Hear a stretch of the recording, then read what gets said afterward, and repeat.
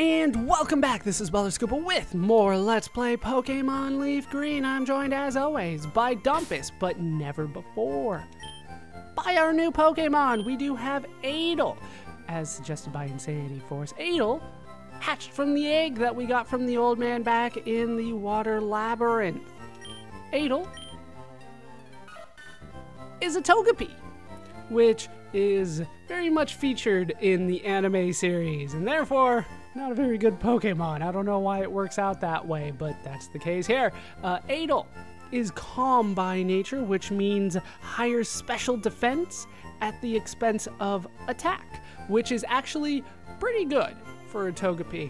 I am a fan of that, but however, it's not good in this generation. Adel will have one evolution in this generation. It will evolve into a, I'm gonna say it wrong, Togetic. That's probably how it's said. And it will start to fly, like most things when they evolve, seemingly. It becomes a normal flying type in Generation 6. It becomes a fairy type Pokemon, so it becomes fairy, then fairy flying. It started in Generation 4 though. There's a third evolution known as Togekiss, and this is the only one that's worthwhile looking at, to be honest with you. Togetic and Togepi are not that great, if you ask me. Togekiss, I think you could make work. You could make work. But Togepi in and of itself, not good at all. Not a fan of it. As you can see, it does have some good defensive stats. However, as we continue to level, those will start going away. The ability is actually a good ability. I'm a fan of this ability. Serene Grace promotes added effects. What this does is it doubles your chances of doing an added effect, such as flinching or lowering stats or raising stats, things like that, confusing statuses, stuff like that. Serene Grace will double your chances of that whenever you use a move that has an add effect to it. So let's look at Adel's moves. Adel has bad moves. We have Growl. We have Charm, both of which have descriptions that use the word cute. The foe is charmed by the user's cute appeals, sharply cutting its attack.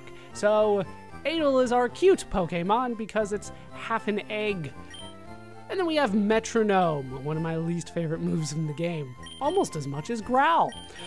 Metronome waggles a finger and stimulates the brain into using any move at random. So Adel can effectively use almost every move in the game. However, you don't get to decide when and where to use the move or which move you're going to be using. Just use Metronome and hope for the best. It is a giant random number generator. And I do know that people do use Metronome as like Metronome only battles just to see what happens, and that can be fun, but it's not practical outside of that setting, I would say. Outside of Metronome only battles, I would not recommend Metronome at all. I think we've gone over that before, but that is Adel. Adel is going to go back into the box, probably never to be seen from again. Now, I have been doing quite a bit of leveling off screen, primarily on one Pokemon. Let me bring that Pokemon out for you guys. Let's take a look at the Pokemon that I have been working on off screen. I have been working with Broman. Broman is now level 69, along with everybody else. I'm sure there is a joke there to be had, but really I'm just trying to get everybody up to level 70 before the end. So 69 seems like a good spot for me to stop level grinding. Everybody that is going to be in my final party is here and level 69. Let's take a look at Broman though, because Broman is indeed new to the party. Bashful, as you remember, but primarily what we want to look at is Broman's stats. Are you guys ready for this? Broman has an attack of 220 by quite a bit. It is the highest attack out of anybody in my party. 220 is better than Mr. Jency's special attack. It's better than Fistamich's regular attack.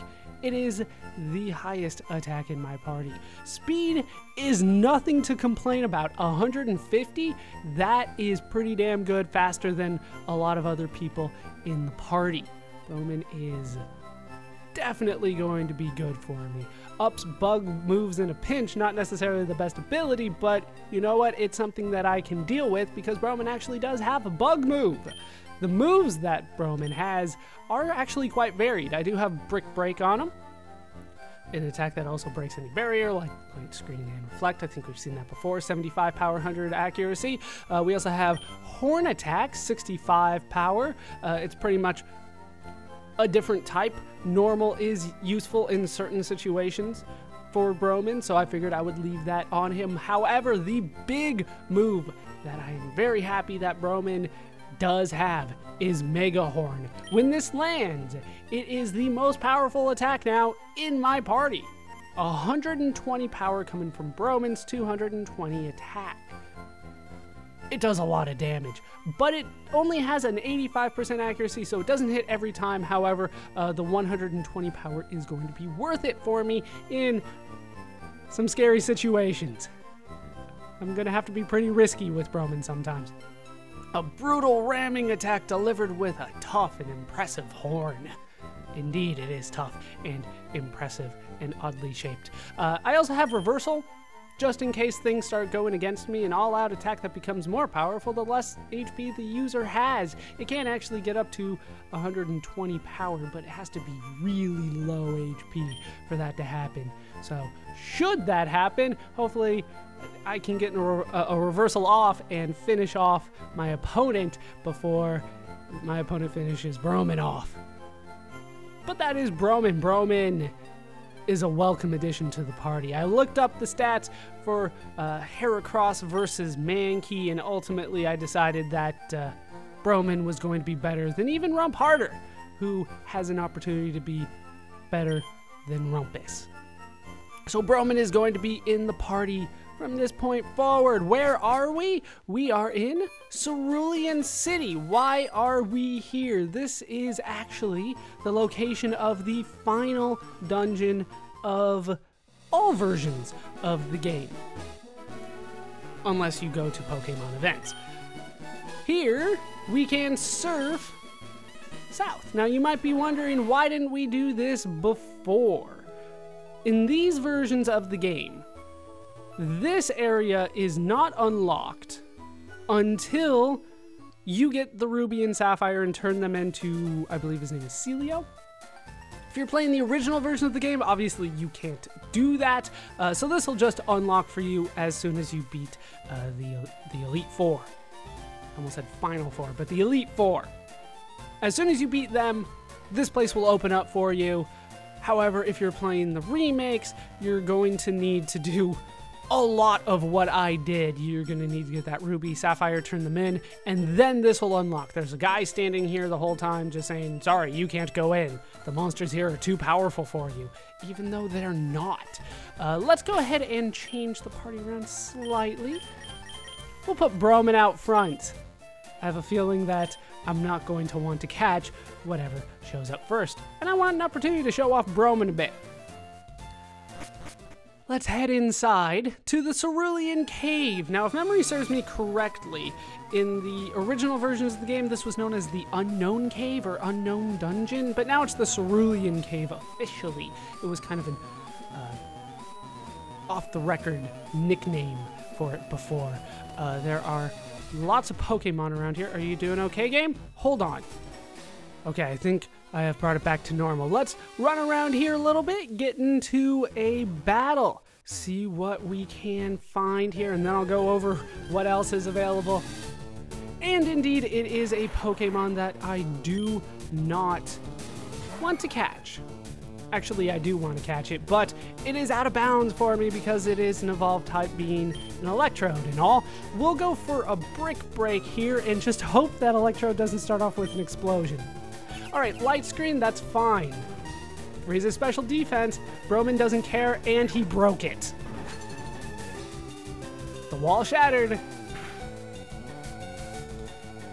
And down goes the Electrode. Sometimes it's just that easy. Oh, are you kidding me?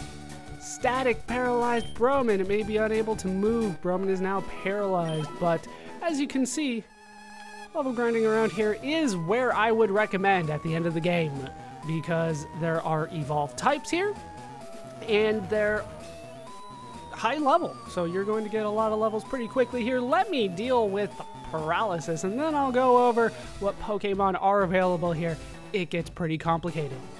In terms of Pokemon availability, let's start with the original generation first. If you're playing Red, 10% chance you'll be finding an Arbok. If you're playing Blue, 10% chance of Sandslash. Then in both versions of the game, 4% chance Raichu, 25% chance Golbat, 5% chance Parasect, 10% chance Venomoth, 5% chance Kadabra, 15% chance Hypno, 15% chance Magneton, 10% chance Dodrio, and 1% chance Ditto. Like I said, lots of evolved types here. If you're playing Yellow, 10% chance Sandslash, 40% chance Golbat, sorry about that, 10% chance Gloom, 5% chance Parasect, 5% chance Venomoth, 10% chance Weepinbell, 15% chance Graveler, and 5% chance Ditto. I think we are ready to move on. I did have to bring Nibbler back into the party. I forgot how much we're going to be needing Rock Smash in this version of the dungeon. Alright, we will move on. If you fish here, it's essentially the same as it is outside. If you surf here, it's like 35% chance Golduck and Slowbro, depending on your version, 65% chance Psyduck and Slowpoke, depending on your version. Alright, there's a few items that we can get around here. None of them are really necessarily worth your effort if you're struggling here, but I'm going to take the opportunity to get all of them. Alright, full restore there. Gonna head back as well as I can. Now, unfortunately, I believe the layout around here has changed since the first version, so it's going to be difficult for me to really show where things are in terms of hidden items in the previous versions.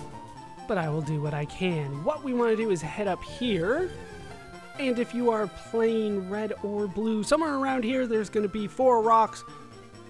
Pick the one that doesn't look like the other rocks, and you'll find yourself a rare candy. Unfortunately, I don't really have anything to show you to kind of compare to that, but we can get a max elixir out of that, so we will backtrack a ways, see if we can't find something that I can actually interact with. We will head past this ladder here, and we will head up here where we can find a nugget that will be sold at some point. Now, right around here, we can find an Ultra Ball hidden in the dirt, it seems like. Okay, now, let's see. The first one that I want to go up is this one, because this will lead us to another item. This is the second floor. It requires a lot of Rock Smash. So Nibbler had to be brought into the party for this. For Rock Smash, the encounter rate is 65% Geodude, 35% Graveler. But now that we're on the second floor, Pokemon availability has changed quite a bit. If you are playing the original versions, Red and Blue, 5% chance Wigglytuff, Venomoth 15%, Kadabra 15%, Dodrio 25%, Electrode 10%, Marowak 10%, Rhydon 10%, Chansey 5%, Ditto 5%. If you are playing Yellow, 10% chance Sandslash, 40% chance Golbat, sorry about that, 5% chance Gloom, 5% chance Weepinbell, 15% chance Graveler, 10% chance Rhyhorn, 5% chance Rhydon, and 10% chance Ditto. If you are playing the remakes, like I am, 25% chance Golbat, 20% chance Machoke, 14% chance Parasect, 11% chance Kadabra, 11% chance Ditto, 10% chance Magneton, 5% chance Wobbuffet, and 4% chance Electrode. Okay, so we can head down here and get ourselves a PP up. And then we will just head back. That is all that we want to do there for now. We're going to head the other way, and we're going to head up this first ladder here, where we can find another rock that needs to be smashed, so that we can head down and earn ourselves an Ultra Ball. Now, I should point out that if you are playing yellow, you're kind of required to go to the southern part of this floor. There will be a rock all by itself near an item. If you search that, you can find a PP up, but I can't really show you that because it doesn't look like that here. Then we will just head back. Now, I probably should have done this first. We're going to need to backtrack a little bit in order to get one more item.